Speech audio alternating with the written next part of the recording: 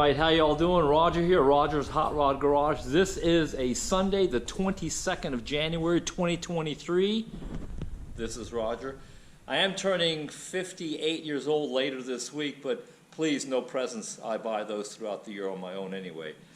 Here's what we're doing today. So I moved away from all of this stuff over here, which is kind of like complete right now, and moved into seat bracketry. So I went over to Ralph's guy. You saw that in the last video, number 20, the guy with the horde of 914s and 911. And I think I was missing this side over here, so I went and picked this up. By the way, that's part of the deal when I bought this thing 3 years ago, that as I get close to completion, I make myself a little list of stuff that's missing, and this was one that was missing. I had that side over there, didn't have this side. But check this out. The one that I have over there has this little lever, which this one has over here. So this is the one that's got that adjustment right here. And then you can go up and down with the seat by just pulling this lever right here. So I think most of you guys know that, but that's what the deal is. Now check this out. On this side, they've got them welded in here. This side, they didn't have them welded in. So what I also got is some old rusted out ones that this bottom piece was completely rusted. So I carved that off of there last night. And then if I can do this with one hand, that would be great. I can't. Wait a minute. Yeah, I can. So this is what adjusts the seat up and down the back, just a little bit of maybe 20 degrees. And I got some pretty good welds on that sucker right there. Now what's going to happen? I'm going to weld those right there. But before I did that, hence this one was never designed to go up and down, so I don't have that bracketry like I had right here. So what my plan was is to actually make myself one, which I did. Hold on. There it is right here.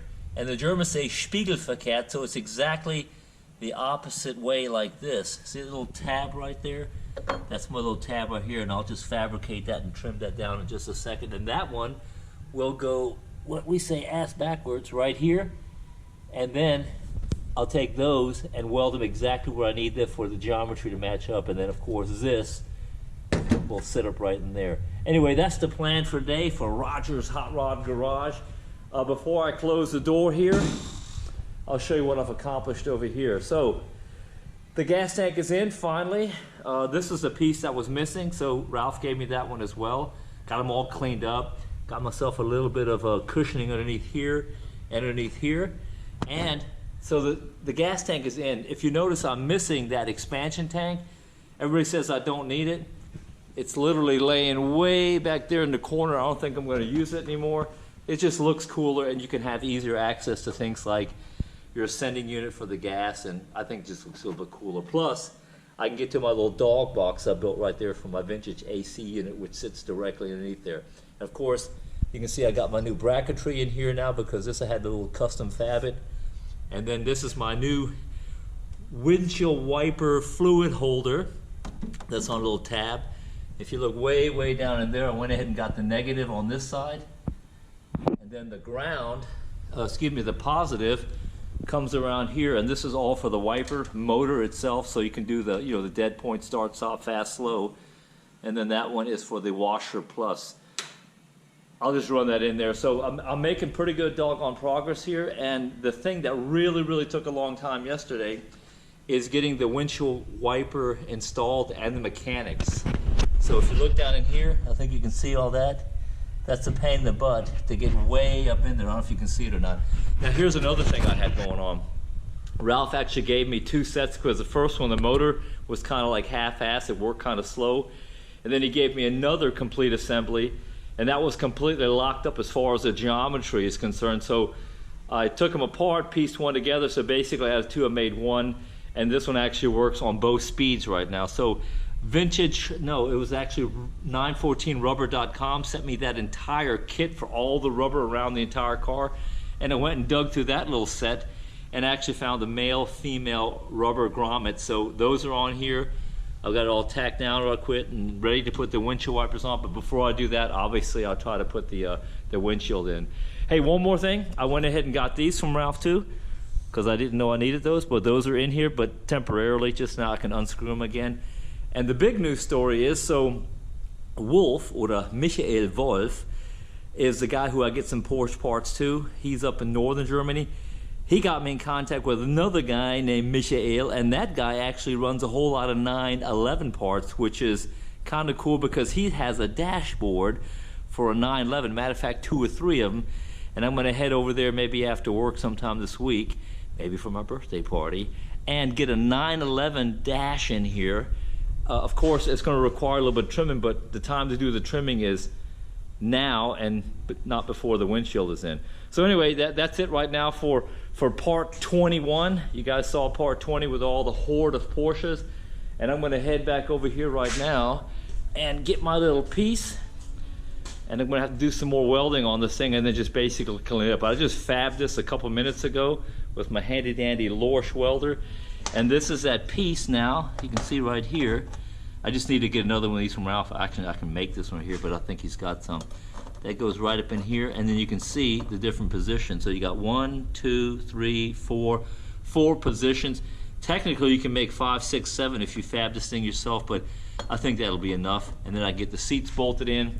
And then the main thing is to get inside panels, get my covering on them, so I can take this seat and the other one laying over here and take it to the upholstery shop, because see how this is kind of like just weak and needs a little fluff to it? I'll get the upholstery shop to actually just do the inside in cloth, of course, or whatever he recommends. So anyway, that's the plan from Sunday. I'll do a little bit of grinding, show you guys how I do the fabrication, and this will be a short, less than 10-minute video is the plan. All right, take care, enjoy your Sunday, and stay tuned.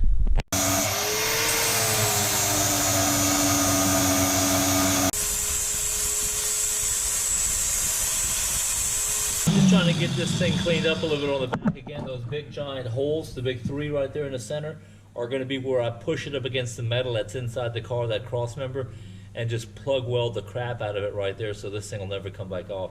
And now for this piece right here on the corner, I just have to go back and forth and copy the one that's already in there from the other side, put a little angle on it, whatever, and I'll get my magic marker and draw some pictures, and I'll just form that.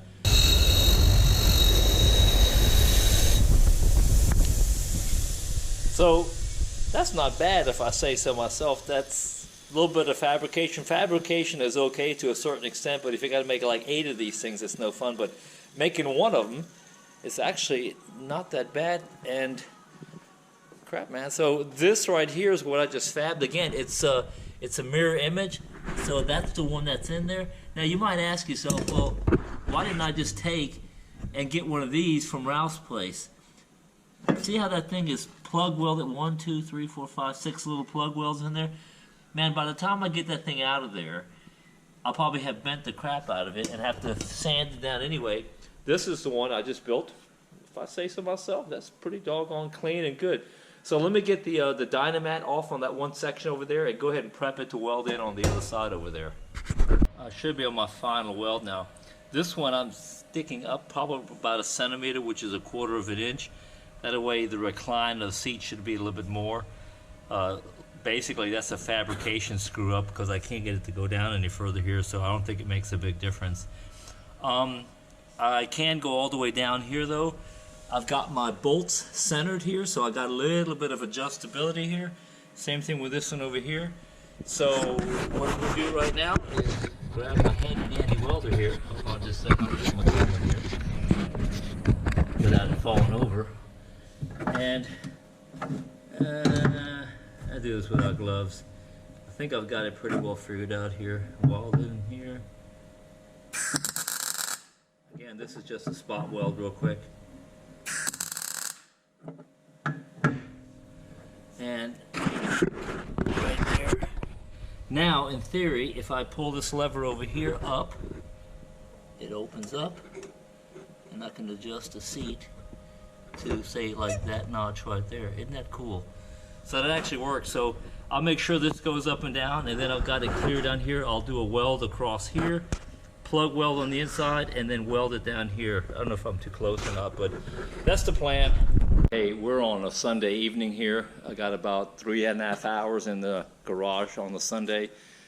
Towels are on the ground here because this thing called Lessons Learned and AARs. AARs is After Action Review, military terminology after a day of wrenching. So here's what it is. So the seats are in. Don't worry about this little collapsed, whatever you call these pleats. I'm going to take that to the shop, but trying to get the side panels first, and I've already got the covering for those. And then I'll talk to you briefly about the 911 dashboard that I might be able to source about an hour and a half, 2 hours south of here.